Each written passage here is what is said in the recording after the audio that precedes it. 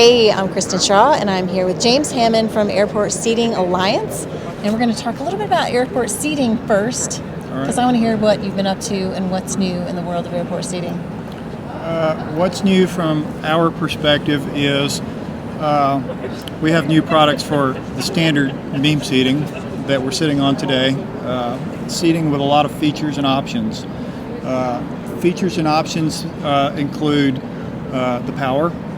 It includes polyurethane as one finish. You've got a perforated finish, you've got a padded finish, you've got cup holders, you've got tables. You've got multiple configurations where it can be clustered, whether it can be linear or whatever. So that's one thing that's new for us. One chair with many options. Okay, that makes a lot of sense. And when you said polyurethane, is that a new material that you're working with? No, it's been around for a long time. Not so much in airports, but in recent years it's become quite popular for its durability and low cost. That makes a lot of sense, and that's what airports need, right? Because Exactly. It gets cleaned over and over and over again. It doesn't have pores, so it's moisture resistant, and it's super easy to disinfect with whatever cleaners the airports may use. Right, and they have to stand up to some pretty harsh cleaners. Right. Right? And then you've got like a power tower here. Is that something special? Well, it's just we've got a lot of power charging options or solutions for the airport because every airport's needs are different. So if they've got chairs that they still want to get some useful life out of, but they don't necessarily want to integrate power to the chairs, which we can do in most chairs, the airport may choose to put the charging pedestals in between and spread those out the hold rooms. The pedestal offers a lot of features as well, including the LED lighted sign, which you can use for advertisement and generating revenue. Okay, that's a good idea. So you put advertising up top? They can. They can put an advertising that says, here's a charging point, and then you can actually even supplement it with a wrap and change the wrap, and so you can use your concessions to advertise, again, to generate revenue. Draw attention to the power. Always looking for more ways to generate revenue. Exactly. Well, we want to improve the traveler's experience, but we also want to make sure that the airport is getting something as well.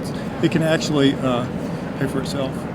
And travelers take chairs for granted until they get to the gate area, and then there's not enough, or they're not comfortable, or So It's an important part of the aesthetic of an airport. It is. It really is, and that's one of the changes that's also occurring is the aesthetics of the hold room, where it used to be just beam seating and they would put as many as they could in one area. Now they're blending the soft seating in to the hold room as well, so that you've got the short-term seating, which is the beam seating, and then you've got some modular soft seating or armchairs that you can blend into this area. And for people who might be on layovers that might have more than an hour. Short-term seating is usually an hour or less. Soft seating is probably for longer layovers. And it makes the environment more comfortable as well. And that's part of the airport's mission. They want to get good customer service scores. They want people to want to fly through their airport. Yes. And hold room seating is a really important part of that. It really is. And the future, I think, of hold room seating is as you integrate more of the open lounge environment, and then you bring in your grab and go concessions and you blend those into these environments, it's a more comfortable environment, and you're also generating revenue at the same time while they're being more comfortable. Now, the other technology that you're showing here at ACI North America is your jump charge station. Yes. I'd love to talk to you about that. Can we go take a look? Yes, please. Let's do it. Okay. All right, James, now we're taking a look at your jump charge station. Yes. Tell me about it. Well, we make chairs, and we've done it for a long time, and we do it well, okay? But the one thing that we don't do is we don't do power solutions. We've got partners who do that and do it the best, and our partner is Hubble. And so we've been partnered with Hubble for years now for our charging solutions at the chairs. This is a brand new solution that I think is very important for the airport and for the traveler experience. And the reason I think it's important is because if a traveler has an hour or more in the airport, then you're not going to want them sitting stationary at the hold room for that length of time, because that doesn't benefit the airport or the concessions. Right. You want that traveler up and around, you want them dining, you want them shopping, but they may also want to charge their devices while they're doing that.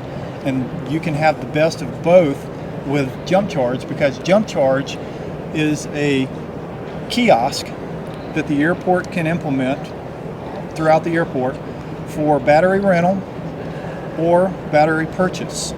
So the traveler can come up and scan to download the app. They can use something like Apple Pay to pay for the rental, and it could be whatever the rate the airport chooses for an hourly rate. Okay. And then once that's completed, it will release a battery, and it's their battery to use during the rental period, or if they want at the time they make that purchase, they can choose to purchase the battery and take it with them. This is something they can take home and recharge and reuse over and over again. This is, it has USB Type A, USB Type C. It that's has important. the wireless charging for some models. If they don't have the magnetic device for attaching to the phone, then you can actually clip it on there. So this is a very innovative way to not only generate revenue for the airport, but to keep the traveler experience high, because it allows them to charge while they're shopping and dining. Well, I can think of so many times that would have helped me out. Exactly. I needed to charge, but I also needed to get a snack. Yeah, exactly. I wanted to go get a book. So I just think this has a place to improve the traveler experience, and I just wanted to mention it to you. Now, what's the difference between renting it and buying it? Renting it is, again, the airport has control over the portal, so they can set the parameters for the rental. You can set it for an hour rental, you can set it for multiple hours, and they can set the rate that they want. So it can be whatever that is. In addition, once the rental begins, you've got the app on your phone. Now the clock starts ticking on that time period, and they will push notifications to your phone as you get close to the end or the expiration of that period, and you can choose to extend the period, or you can choose to go and return the battery if you chose the rental option. Okay, it looks very simple. It doesn't take up a ton of space. No. In fact, the version 2 for the batteries holds 60 batteries, and it's got 30 on each side. And again, they just discharge. It's always going to discharge the battery with the most charge on it. Okay, and it charges up inside the unit? It does. If the battery's fully discharged and it's a rental and they put it back, for the first hour, I think it's the first hour, it'll be 80% charged, and then the second hour we'll do the other 20%. But when the customer comes to pull the rental out, it's going to discharge the battery that's got the most charge on it, and it's probably going to be 100% most of the time. Battery vending machine.